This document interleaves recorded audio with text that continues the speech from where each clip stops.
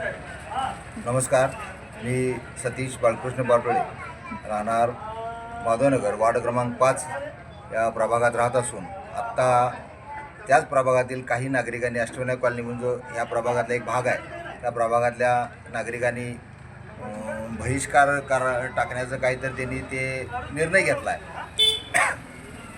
माझं असं म्हणणं आहे, नागरिकांना गेली 5 वर्ष झाले, 4 वर्ष झाले जिल्हा परिषदच्या माध्यमातून जो येणारा फंड आहे तो थांबला होता. कारण निवडणुका झाल्या नसल्यामुळे प्रशासनाच्या वतीनं जो येणारा फंड तो थांबलेला होता. तो फंड मिळाल्याशिवाय प्रशासकीय काम कोणतं करता येत नाही आहे. ग्रामपंचायत माध्यमातून जो येणारा फंड आहे तो आपण वापरतो आहे, काम चालू आहेत आणि विद्यमान कामं पण अजून बरीच मंजूर आहेत, ते पण करतो आहे. पण ह्या येणाऱ्या प्रशासनाकडून, जिल्हा परिषदेकडून माध्यमातून आपल्याला जास्तीत जास्त फंड आपल्या गावात आणण्यासाठी तर आपल्या पक्षाची उमेदवारी आपण मागतो आहे.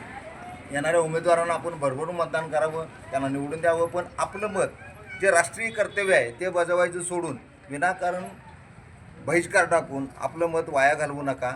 नागरिकांना विनंती आहे की आपलं मत अवश्यपणे आपण मतदान करावं आणि येणाऱ्या आपल्या वार्डाच्या विकासासाठी जो फंड प्रशासनाकडे मिळवण्यासाठी प्रयत्न करायचा आहे, त्यासाठी आपण आंदोलनं करावी, त्यासाठी आपण कामं करूया.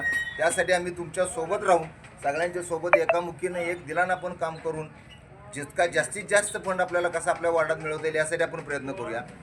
आत्ता जो बहिष्कार आपण टाकला आहे, जो बहिष्काराचा निर्णय जो आहे तो मागं घ्यावा आणि नागरिकांनी, आपल्या मतदार बंधू भगिनींनी, माझ्या मायमौलींनी किंवा माझ्या मित्र बंधुराजांनी आपण मतदानाला यावं, मतदान करावं, एवढी आपणास विनंती आहे. असं आहे की काही लोकांनी आता तिथं प्रशासन बहिष्कार करणं हे योग्यच नाही आहे. माझं तर मत आहे योग्य बहिष्कार टाकणं चुकीचंच आहे. पण त्यातील काही लोकांनीसुद्धा आपल्यासाठी मतदान केलेलं आहे आणि करणार आहेत. मग आपण का लोकांना, नागरिकांना वेठीस धरू? ज्यांची मतदान करण्याची इच्छा आहे त्यांनी विनाकारण लोकांना, जे काही तिथं प्रमुख असतील किंवा ज्यांनी काही आपला पुढं निर्णय घेतला आहे, विनाकारण लोकांना वेठीस धरून मतदान प्रक्रिया थांबवू नका. एवढेच माझी विनंती. आपण मतदान करावं, आपलं राष्ट्रीय कर्तव्य बजावावं, एवढी विनंती. थांबतो.